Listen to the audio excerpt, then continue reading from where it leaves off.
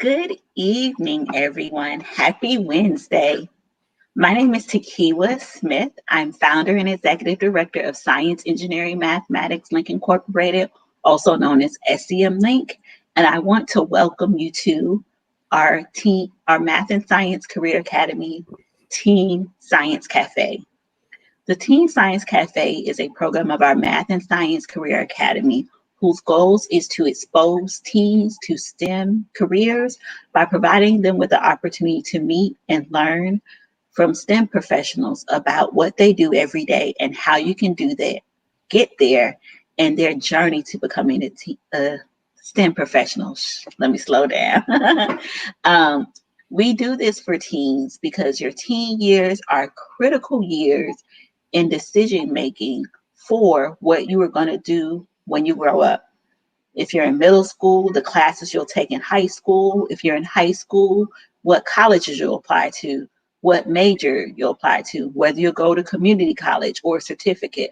All those important decisions are made during your teenage years, and we want to provide you role models that can help you think about what you want to do based on what you're good at and what you like to do. So without further ado, I am going to turn the program over to Ms. Carlin Pounders, our program coordinator.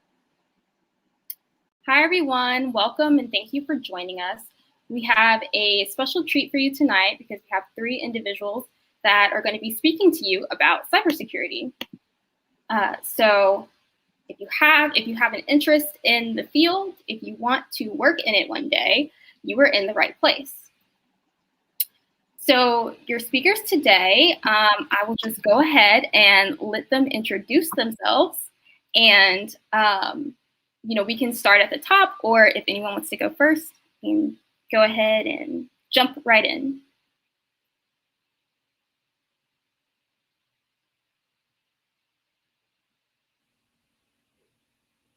So let's see. Liana, would you like to start? It's my honor. I jump in, no problem. First and foremost, good evening, folks. It's 6:32 my time, and I hope that you're going to enjoy tonight. You can call me Maverick. Most people do not call me by my first name. I am a cybersecurity disruptor. So these 2 gentlemen up here, those are the real professionals of it. I take a little bit of a different approach to things. If you see something wrong in tech, I've probably talked about it. I'm a content creator. I'm a founder of a company called reparations.tech. And I'm here to show you basically with these other 2 gentlemen that it's up to you. If you want to make money, you want to be in this industry, don't let where you come from, don't let your age, do not let your lack of resources deter you. You've got good people in your hands. Keith, Hakeem, I can turn it right off to y'all. Hello, my name's Keith, and I work in a security operations center. And what I do is I work as a security analyst, and I'm one of the senior analysts in the role where we are guarding a company and looking for things that are unusual behavior to investigate them to see if they are malicious or benign or accidents. And from there, we're protecting the company. What we do is with a lot of defense work. So a lot of what we're guarding is very important to government, to companies, and we're making sure that it stays safe. And so one of the things that we investigate are threats. With threat intelligence, what you're looking for are known or unknown bad guys. And you're looking for patterns, you're looking how to analyze things, and you're learning how to analyze things so that you are thinking about, is this something that's dangerous or something that's not? And we do a lot of education of other people. So customer service is important too. There's a lot of skills that really transfer well into cyber. Hey everyone, my name is Hakeem Thomas. I am a cybersecurity engineer. I do government contract work similar to Keith. My main focus is to help prevent the 911 call centers around the world from crashing because of a hack. Thank you for that. So our next thing that we would like to dive into is that usually, we have an experience early on in our childhood that kind of points us in the direction of the type of career that we want to work in. Have you guys had experiences growing up where you were exposed to, the sciences or technology in a very impactful way that made you think, wow, I really want to learn more about this and be involved in it in a serious way? So we can first start with whoever wants to go first.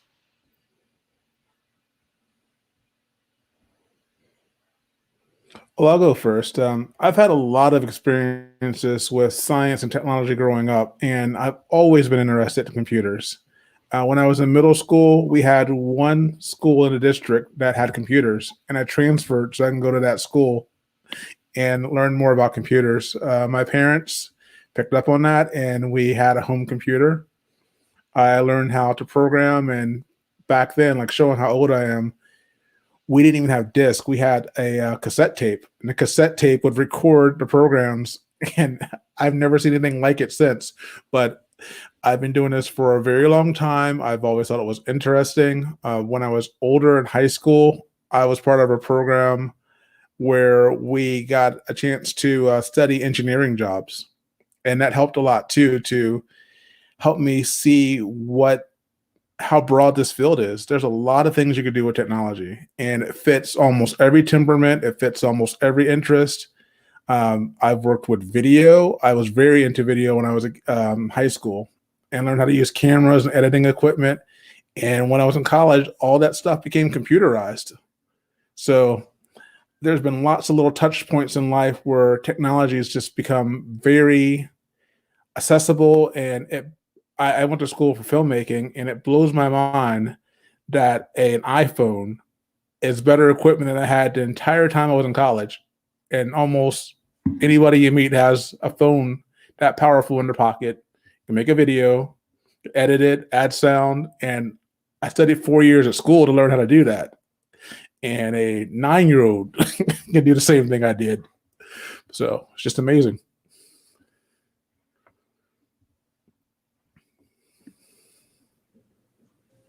I'll jump in. Like Keith, my experience came from high school. I found out in high school as a senior that if you can type 60 words a minute or faster, you didn't have to go to your last two classes last year. So I went to the library every day, learned how to type, showed my professor or my teacher at the time I could type pretty fast. I think it was like 80 something words a minute at the time.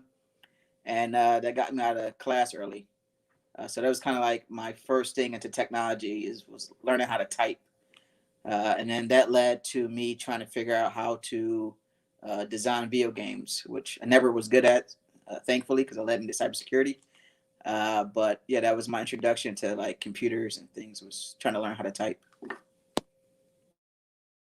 And then finally for me, I'm probably the youngest one over here, showing my age here, but I've had a video game controller in my hand since I was 4 years old. And it went from Sega Genesis, then it went to the desktop, to the point where my dad's like, you like to talk on the phone and you like to be on the computer, you're going to work for Bell South when you grow up.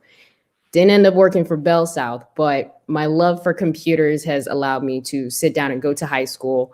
I did some PC support courses, which ironically has helped me to actually fix my own systems and not have to pay other people $250. But my love of technology and getting into STEM, it's also helped my love of research. A lot of things come together when you do your research in STEM, science, technology, engineering, math. It does not matter which focal point out of the four that you choose, you're going to do research. And for me, everything, no matter what I did, it always boiled back down to research. And once I figured out that I could research anything in the world, get an idea or get some insight from somebody else about tech, especially Black and brown people like myself, and actually get to know what's going on out there, I'm like, sign me up. Anything about technology, sign me up. I'm in. And you name it, I will look at something and I'm like, I wonder how I can fix this, or I wonder how I can break it. That's what it boils down to for me. Very cool. So next thing that I think that we should discuss is, what is cybersecurity? Because, you know, some of us watching may not fully understand what it is, but might have, as you just described, an interest in technology, and, you know, they hear this and they're kind of like, maybe this is something that I should explore. I also think that, you know, if people are just vaguely familiar of cybersecurity, they only think of hacking and being a hacker. So what is cybersecurity and what are the different aspects of it? Whoever wants to go first. I'm just going to jump directly into this, because if I had someone able to really break down this question to me before I got started in tech, this would have saved me about, 6 years worth of my time. When I first got started in anything that had to deal with technology, what I actually started dealing with was everything but technology. I was dealing with doors, keys, and locks. And I was doing physical security, penetration testing, and assessments. And technically, if you look on paper, I look like a security guard. So only to find out that that aspect of protecting things, assets, and people, that's information security. Now, if you switch over and add the electronic and the technical side of it, and protecting electrical assets, electronic information of people, and understand that that is more of the technical side of it, that in itself really and truly is the facet of cybersecurity. However, I also think that it's very important for the students that are watching this, for anyone that's watching it, to understand that it is absolutely imperative to ask several different people who do several different things in the industry what it means to them, because their experience and their road into this industry will definitely give you a different answer depending on who you ask.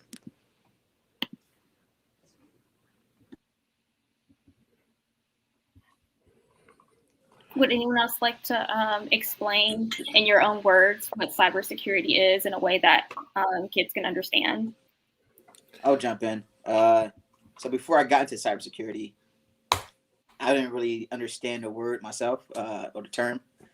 I just thought about it was hacking, right? And my background was in computer forensics and IT, so it was, to me, I thought it was a different ball game, and it really is not, right? Yes, it incorporates hacking, right? That's part of it, right? Whether you're in a red team or blue team. Red team is kind of pen testing, so you're trying to hack, organization or something like that. Blue team, you're kind of on the defense. You're trying to protect your network and your system, right? And then forensics. Forensics plays a part of cybersecurity, right? Because if something gets hacked, now forensics have to come in to figure out who did it, right? So for me, cybersecurity is just a melting pot. It's just a lot of different things put in one pot. You just stir it up, right? You're gonna eventually get to a plate of food, whatever, but it's just a bunch of things mixed in. I like those definitions. What I think is interesting about cybersecurity is you're right, Maverick. If you ask 100 different people, you get 100 different answers. And so I think computers are just a tool, and they're maybe a little bit different because they're thinking tools. And because of that, it requires people at this point to outthink the tool. And a lot of people learn these patterns and learn ways around it. They hack. I'm one of the people who believe that hack is not a bad word. I think it's just something where you are problem solving and you are using convergent and divergent thinking, figuring out a way to really master something to understand it on a deep level, to be able to deconstruct it and put it back together again. So you're applying this type of thinking to technology, and these computers are going to change immensely in your lifetime. It's going to change in ways that we can't even imagine right now. So it's something that is going to require you to keep learning and studying and exploring. It's just a great career. I and many people in this type of job have to commit themselves to keep learning. I love that. So with that being said, you guys have definitely shared a little bit of what you do in your current role, but if you can just explain a little bit more, what is a typical day like for you? I mean, since COVID, it's a lot of online. I'm in 4 to 6 meetings a day. Before COVID, maybe one. Um, but for my job now, I try to protect the 911 infrastructure for the government. So, if you call 911 for help, it needs to always be up. Right? You can't have any interference. And sometimes people can try to hack that either to get money from the government, which is called ransomware. They'll lock it down and they force you to pay them to get access again. And then 911 center, you can't have that. Right? Somebody's life is at risk. So my job is to figure out ways to hack the infrastructure and come up with policies to help mitigate that. So it's a lot of writing and a lot of meetings.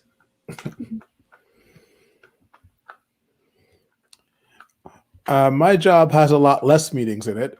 And I'll tell you, when I work at a security operations center, for me, it's the first place I got started. And what we do is we have all of the different machines in our environment in the business they produce logs. And these logs are fed to a central set of computers. And the computers analyze all the different logs. They learn how the business operates. And then from there, they determine what is unusual behavior. And so in a typical month, we might have 2 billion logs come in. And so that's a lot more than any person or really a team of people can go through. So we use the computer as our first line to help us reduce that workload. The computer is looking for unusual patterns, and then it takes people to investigate those unusual behaviors to see if it warrants further investigation. So a typical day, we might get, for instance, a phish.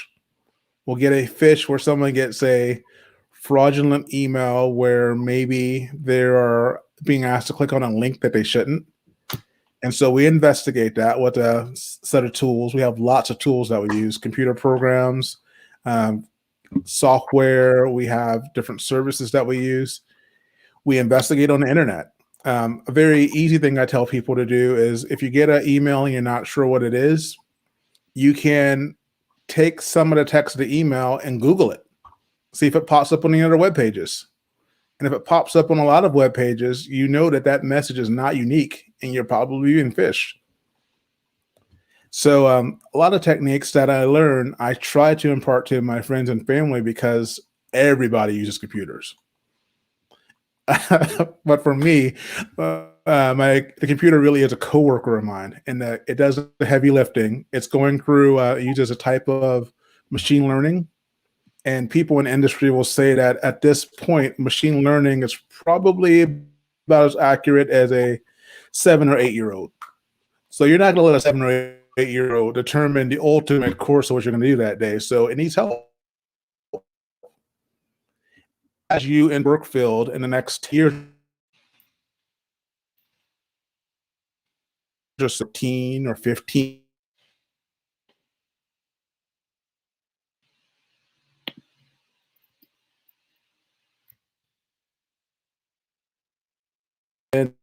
And very interesting work. So I would definitely recommend going into a security operations center or being a security analyst to anyone who wants to get a good start. You learn a lot of different things. You touch a lot of different technologies.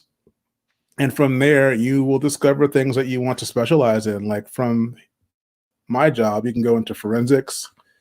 You can go into threat investigation. You can go into pen testing, a lot of different avenues, engineering. So, but a lot of those things you can learn in a SOC very easily.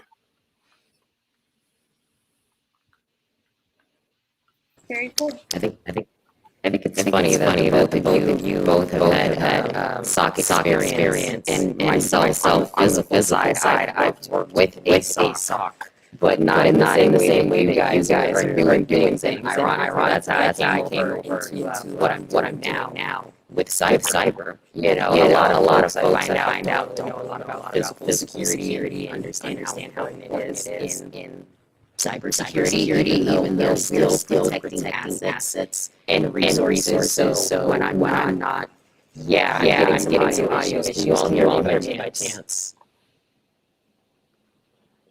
Let's see. Can you hear me? It's like echoing. Okay, give me just a second. Let me back out and pop right back in. Okay, that's fine. So we will move on to the next slide, which is what are the skills and experience that youth should start looking at to develop if they want to be in the cybersecurity field? It's a good question. A lot of it varies on what you want to do in the field, but understanding computers is this first step. Right? If you've ever taken a computer apart, put it back together, that's going to help you with some of the foundation. Right? Understanding a computer, coding helps a little bit, like Python or anything like that. Like learning a language will help also, especially as a SOC analyst, things like that. That helps a lot. My background is in IT originally, so I started out as a help desk technician and then went on to a network technician. So I started out putting computers together, troubleshooting, things like that. Right now, you can start right now by troubleshooting your family's computers. Right, that's a good start. Right, that's going to help you learn, and you can learn some of these things through books, through YouTube videos, right? Even TikTok. I know a lot of kids want to go on TikTok to dance, but you can also go in to learn about computers and cybersecurity. Right? When I went into forensics, it was a little different. Right now, I had to learn. When I deleted something in my recycling bin, I thought it was gone forever, but forensics showed me that it wasn't. All right, so for that, I actually needed to go do a little schooling. All right, went and got some certifications. So it really depends on what you want to go to in the field. The best thing you can do is start from the basics. Learn about computers. All right, learn what kind of how to turn it on, how the processing works. Right, the hard drives, things like that, and then learn some coding, and then go from there. If you have a curious mind, you're gonna go very far in this field.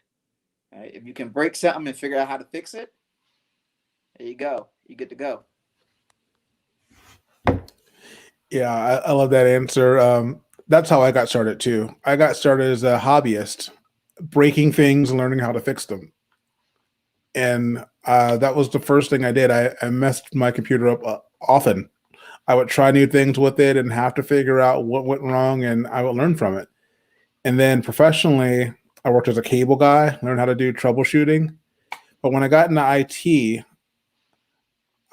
help desk is where I started also, and I learned a lot on help desk. I learned about all kind of different technologies. I learned about printers. I learned about networks. I learned about phones. I learned about software and what things could go wrong in software and how computers operate. So going into cybersecurity, a lot of people have found that you really do need a solid foundation of how computers work, how networks work, and then from there, you build on top of that, depending on your specialty. A lot of people do well by studying what a security plus encompasses. And a lot of people recommend that as a good foundational certification that gets you a lot of places. But besides that, you will need to specialize as you go on if you want to go into a particular area. I have not gone to college for computers.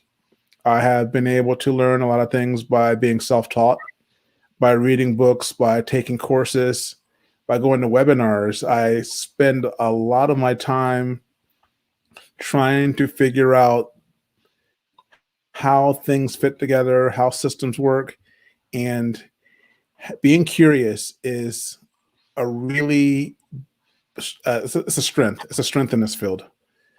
It is going to get you very far. It's going to keep you motivated. It's going to let you figure out things that other people might not be able to see. It requires a lot of persistence. This job can be very difficult. It can be difficult because you work with people. It can be difficult because you have to learn things that are complex. It can be difficult because you really don't understand what's happening. And there's different ways to cope with that. And I've been helped a lot by other people in this field. So people have been very willing to answer questions, to help me out. I really can't emphasize enough how much I've benefited from talking to people, from learning from people, from going to security conferences. And there's so many books out there. So figure out how you learn and set a goal. Set a goal and work towards it, and you'll be surprised how well you do. Maverick, definitely. We might have missed some of what you were saying before. So if you want to finish your thought, feel free to. Answering skills and experience you think kids should focus on developing. This is one of my favorite questions that people ask me all the time. And both the gentlemen before me, they give wonderful information. But for me, I'm just going to tell y'all what I wished I told myself years ago. You could do anything that you want. Okay? You could do anything that you want. Ask questions. There's no such thing as a dumb question. The only dumb question that exists is the one that you don't ask. And you know why I say that? It's probably because there's 10 other people behind you that are afraid to ask the same question. Be bold. Break things. Make friends. And if you know that there's other people, if there's other people that are out there that need friends that might not have friends or might not even understand what's going on, always be willing to help someone. If you're always willing to help someone along the way, you can never go wrong anywhere. I love that, especially because they say that when you're trying to learn something, it always helps to be able to show someone else or explain it to someone else. So I definitely think that that applies to what you're saying. So, the next area that we wanted to cover was how important is it to have mentors? Especially to what was just said about seeking out others. What about people who are in the industry and who have had experience and, are willing to share their knowledge and expertise? How should youth reach out to those people and develop those type of relationships?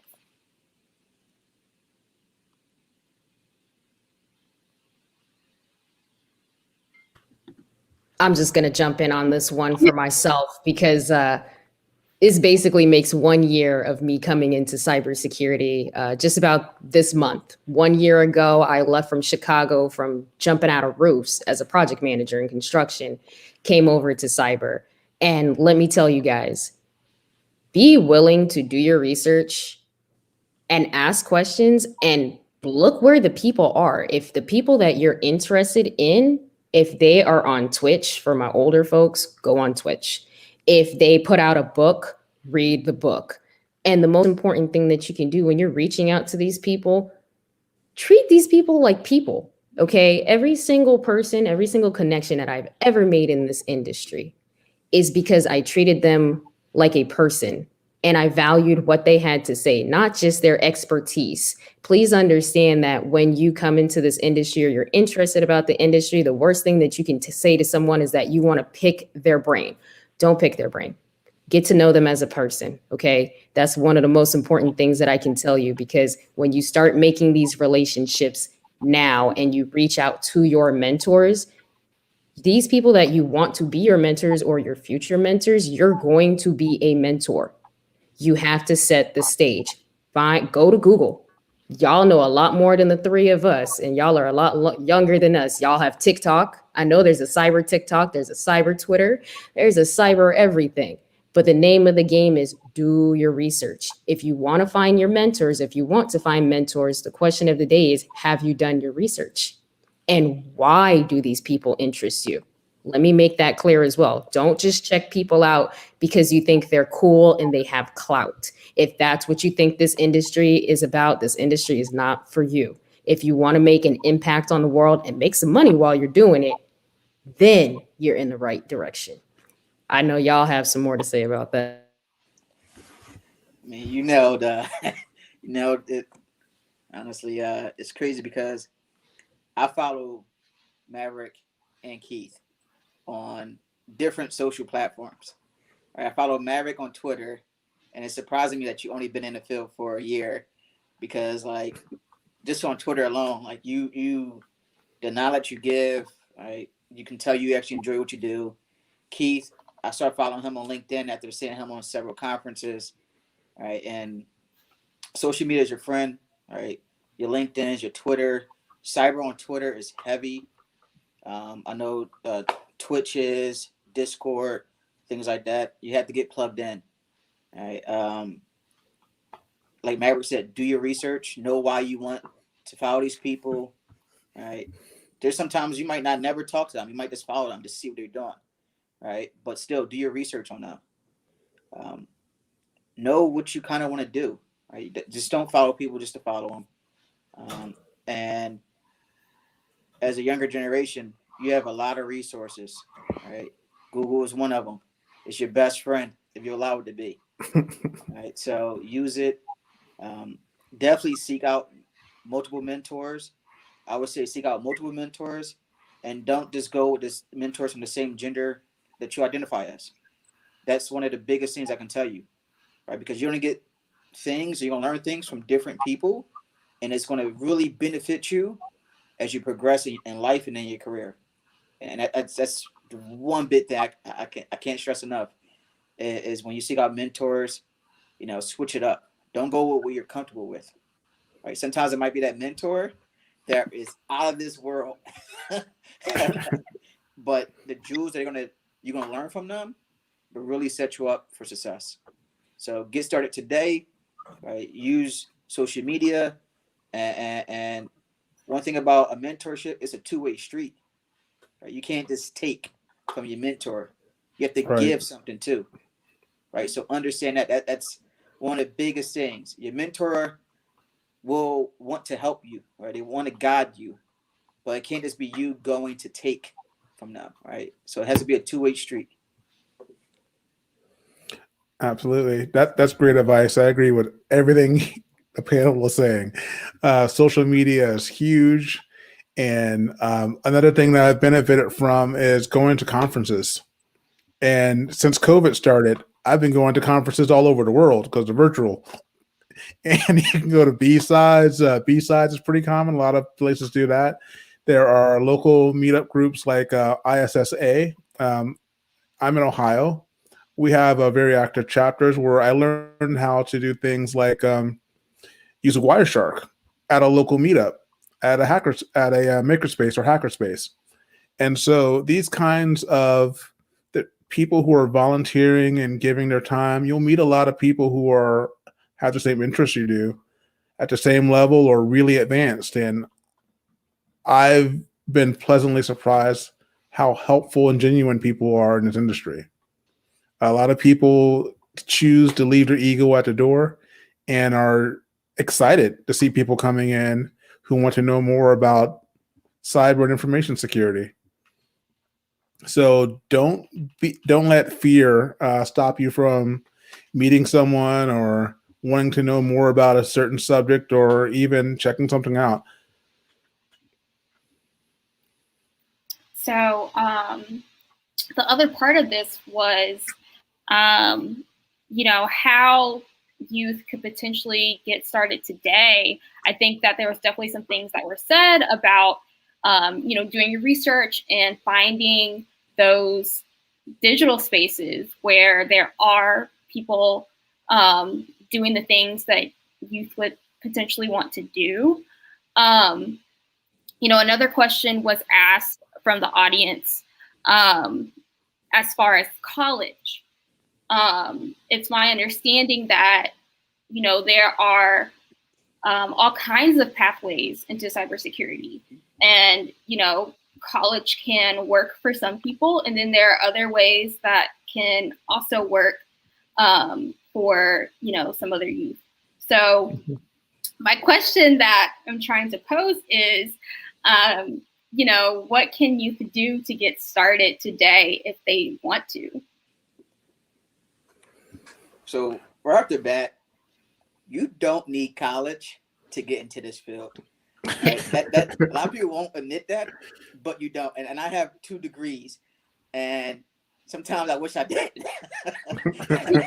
You do not need college. All right. Kind of going back to what we said before was you have to have a curious mind, and you really have to want it, right? It's right now it's, you know, the thing to get into because of the compensation, right? You can make a lot of money in this field, right? But you also have to enjoy what you're doing. If not, you're going to crash and burn within 3 years.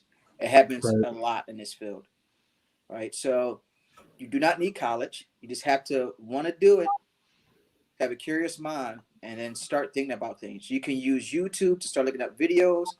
Almost every conference that's given in cybersecurity or hacking, they upload the videos on YouTube. Start there. Start figuring out what you're into, all right? Start reading on magazines and books, things like that. And then you can go get certifications. Certifications can help you get your foot in the door. Like Keith mentioned, CompTIA's Security Plus. That's like the foundation. But I would even start at A+ or Network Plus to get you the foundation of computers and networking and go from there, right? There's a lot of certifications. You don't have to go and spend $7,000 on one. All right, you can go spend $200 on one, right, and get kind of the same information. So if you can start with, you know, videos, books to figure out what you want to do, and start playing around with that, right? It costs $0 to build your own home lab. All you need is a working computer, whether desktop or laptop, a virtual machine, and start from there. That's it. So if you have a curious mind, you want to be in this field, you can start today. Start learning the foundations, the basics, and start playing around with things. Then go get some certifications. So now you're going to have the experience from doing all this on your own computer. That's your experience right there. And now you have a certification to show that, hey, I'm industry certified now. So you have the experience, certifications, you good to go. You do this now, by the time you graduate, you're good to go. You do not need to go to college unless you really want to. You can get into this field without that.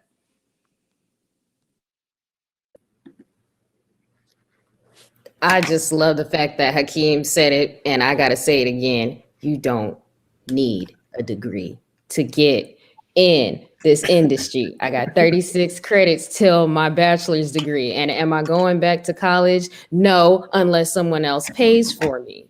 One thing I will tell y'all to do if you want to get started today, seriously, because a lot of people that get hype into this industry, they still don't do it. And then they wonder why they experience burnout. Find some sort of technology, find something that you like, find some sort of technology that you like, and then go read the manual for it. I want you to take something you're interested in, read the manual for it, and then try to understand why these things are working. A lot of people think that cyber is a bunch of this. And it is, don't get me wrong, but it's also a lot of this. And if you can understand why things happen, whether before they happen or if you know why things are happening that should not be happening, you will save yourself and your team a lot of headache and you will make a lot of money. But understanding what things are and why, it's like Hakeem and Keith said, go to YouTube, $0 and zero cents. Take all that trash with all that music, put that to the side for a second. Literally, take your time. Seriously, take the time. If you want to put it in the background, that's fine, but take the time. Go find something you like and understand why it works. And then I want you to think about what you could do to make it better.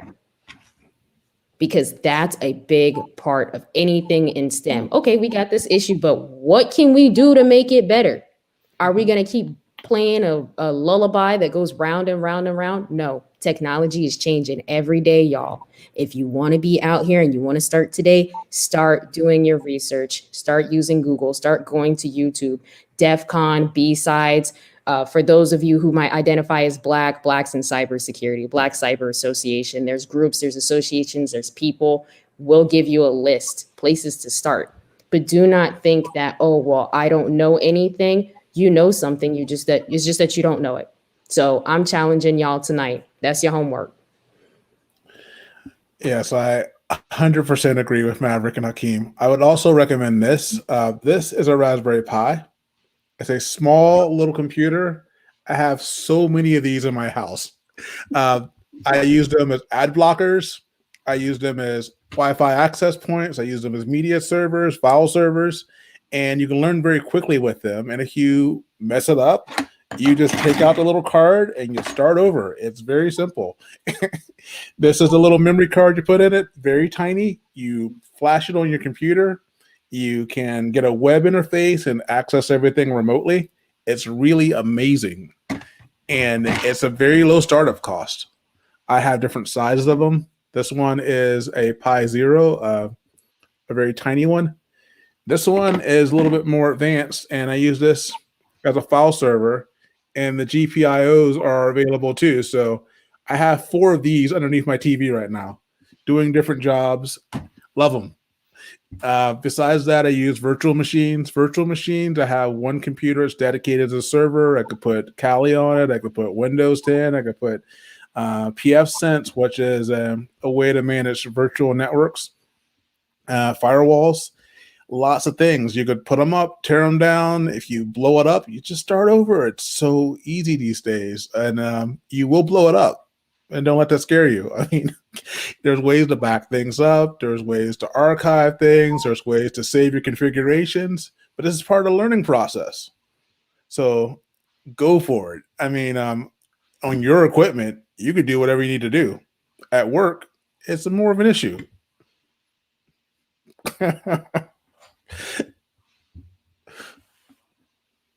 Awesome. So let's see. Someone asked, you mentioned I'm so sorry if I'm mispronouncing this, you guys, the CompTIA Security Plus, but they missed the certifications you mentioned prior to that. Could you possibly repeat them?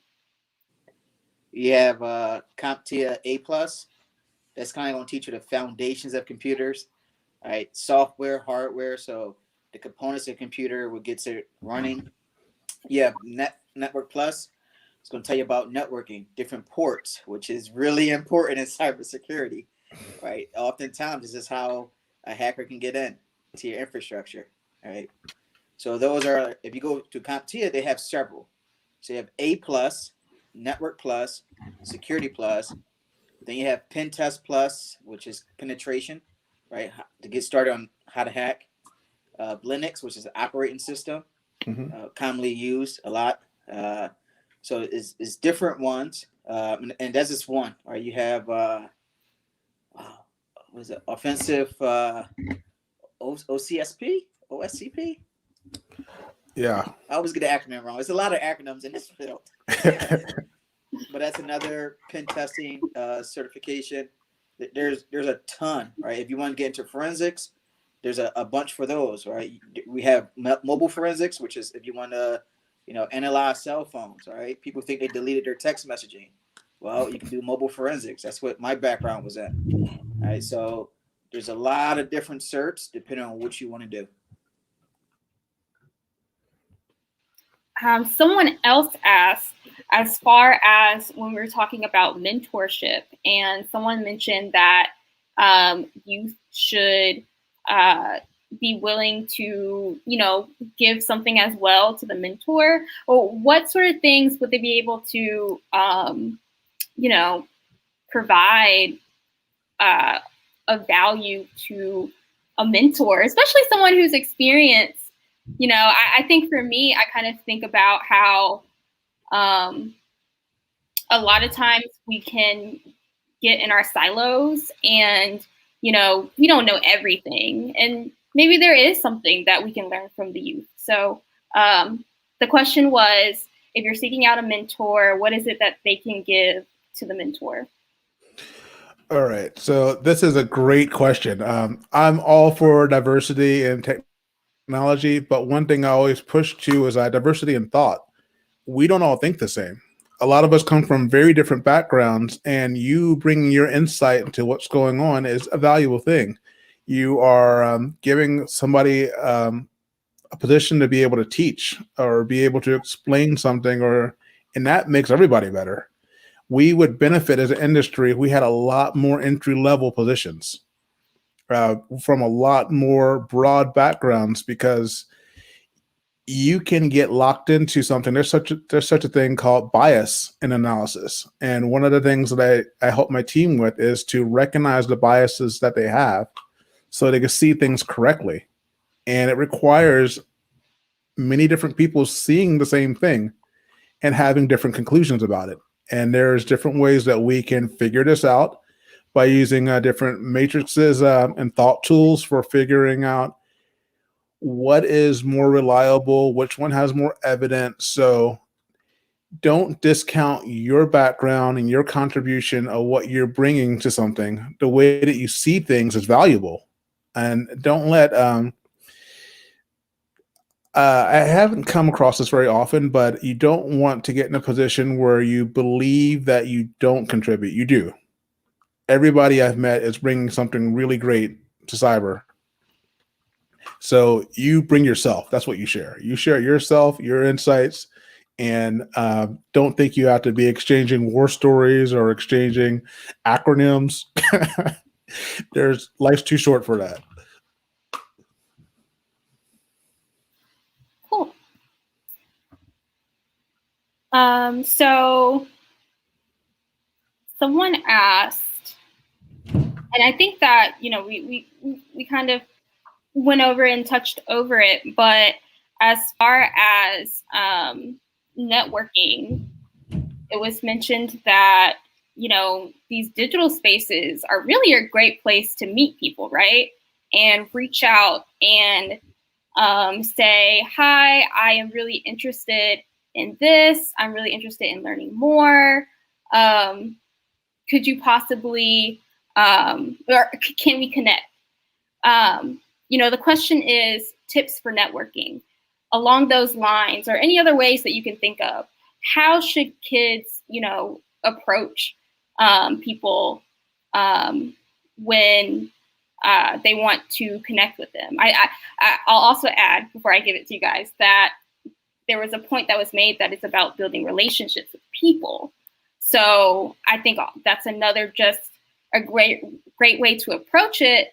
Just saying, this is who I am, this is what I like, and you seem to like it too, let's connect. So what would you guys say are some tips for networking?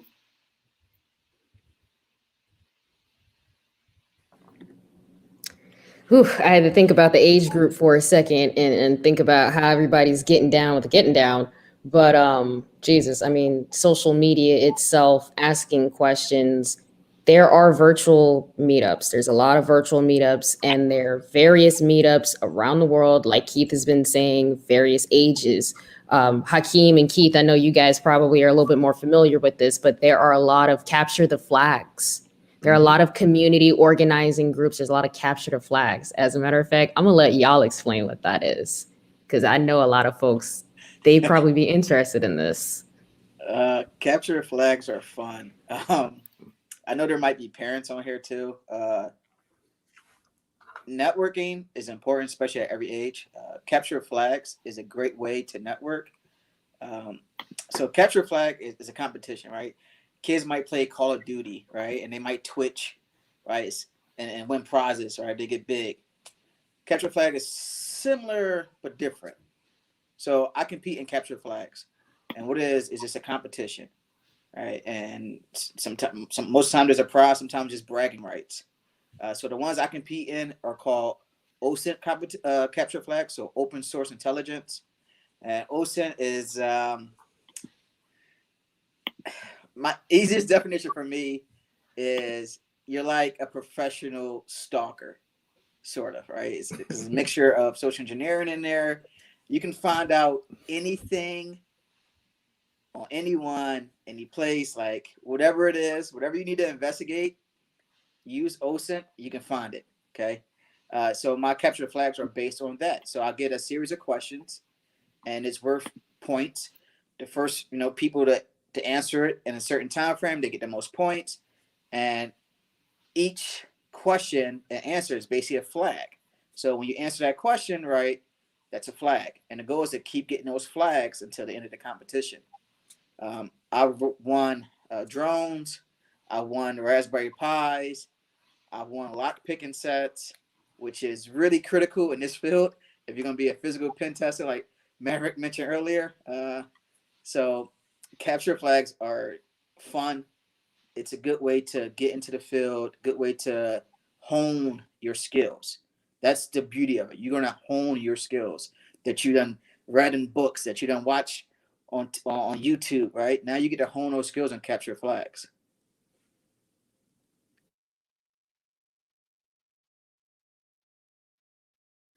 I have a lot less experience with capture the flags. I do think they're fun.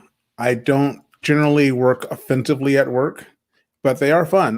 My son is a high schooler, and he recently did a Pickle Rick capture the flag. They have all kind of different themes. They have all kind of different ways to get into this, and it's just interesting to me. It's just a fun thing. You are learning how to use skills and thinking outside the box, and it's a safe way to learn how to hack.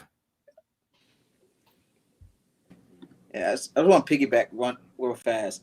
At most hacker conferences, especially your local ones, sometimes your B-sides, they often have things for kids your age, in your age group, right?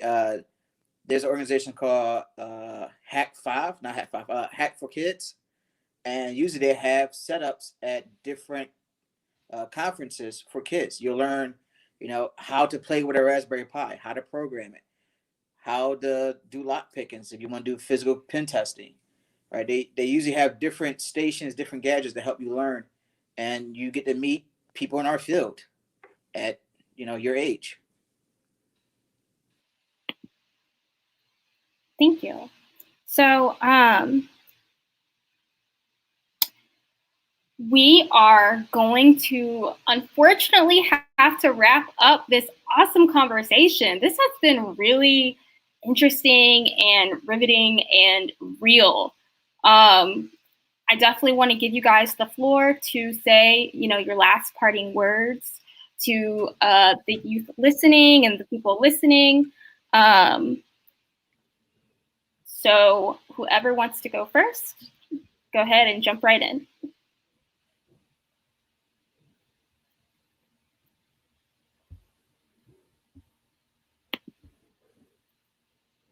Well, I just want to say fine. thank you for Look. inviting me to speak to you today and to jump in. There's a lot of room for everybody. Find what you're interested in, like Maverick said. Find what lights up. I mean, there's things that are going to be of immediate interest to you. There's going to be things that you find that are easy. They just seem easy to you. You can start there. There's going to be other things that you just want to solve a problem, and it's something that is just keeping you awake maybe, or something where you just are trying to wrap your head around it, and don't discount that. Use that to help you figure out where to go.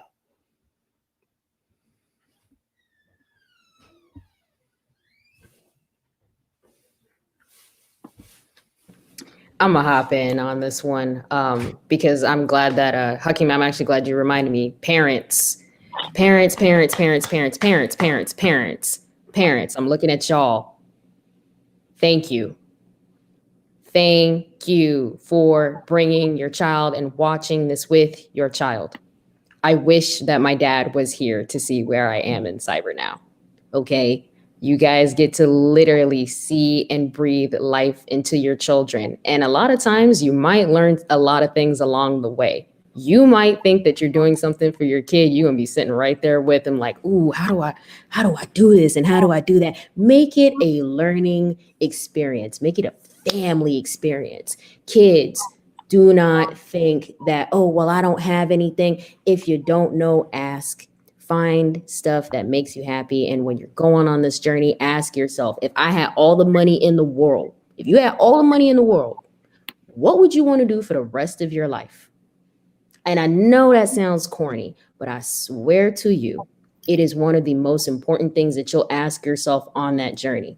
And if at any point in time you're doing something on this journey and you're like, I don't know if I like that, that's okay. You can pivot.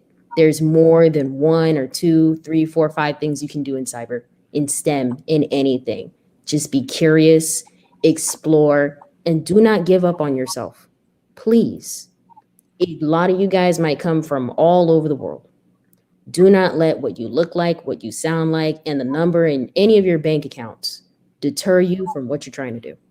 You got it, baby. It's on you. Y'all got it. Hakeem. So I believe representation matters, right? Doesn't matter where you come from, right? So I'm from Philadelphia, housing projects, spent time in foster care, but I wanted to be better than what I seen. So I worked for it. So whatever you guys going through, keep working, right? There's always light at the end of the tunnel. Keep working at it. This field, it's hard, but if you want it, there's room at the table. Come take your seat. Thank you for having me.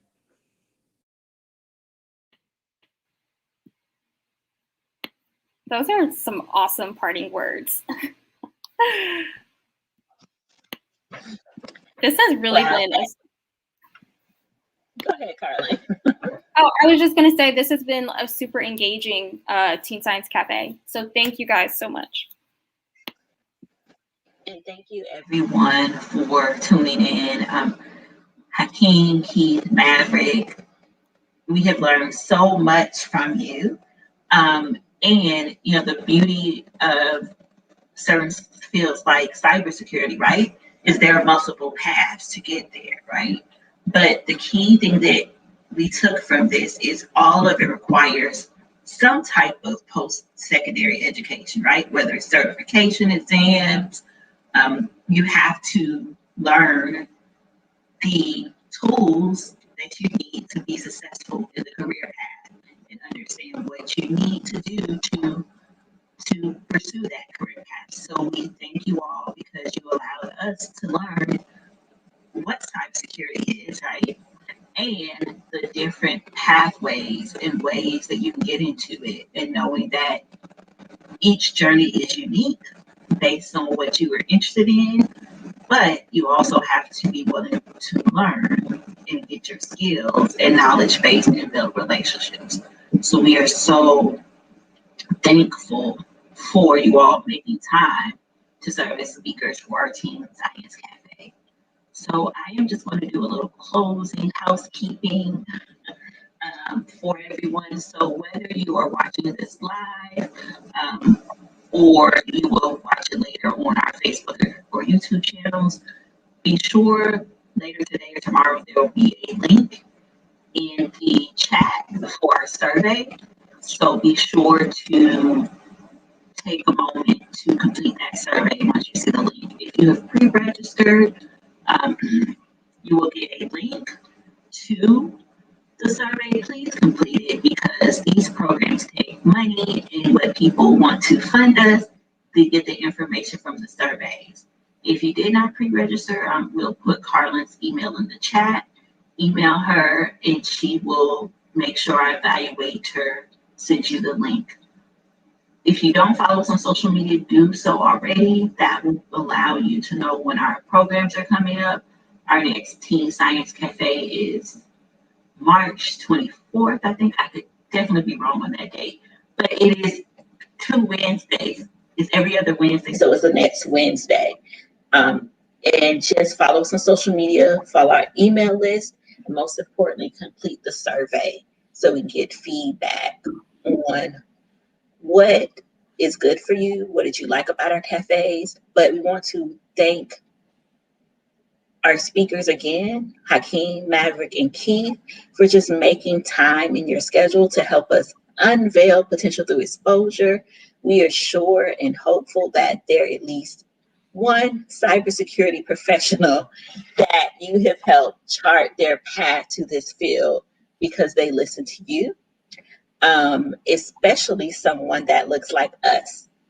Because, like you said, Hakeem, representation really matters, as well as sometimes because in general, we're taught like go to high school, go to college, do all of these things. And these are the only pathways to career success. And you have taught us that cybersecurity is one of those that is multiple paths. It doesn't matter what path you take, as long as you get your knowledge, build your relationships, and get your certifications. So I want to thank our guest again. Thank you, Carlin, for facilitating a great and knowledgeable discussion. And thank you all for everyone for tuning in. Oh, the survey is already in the chat.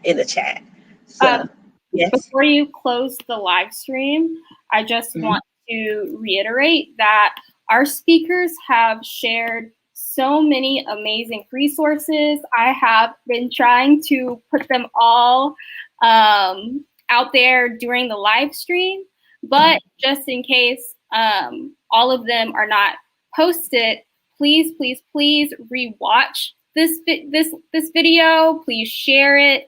The links will be posted in the description boxes, and the links will be shared with you guys for you guys to have. Well, thank you so much, everyone. And thank you, Caroline. Thank you for watching, and everyone have a great rest of your evening. Thank you, guys. Thank you. Thank y'all.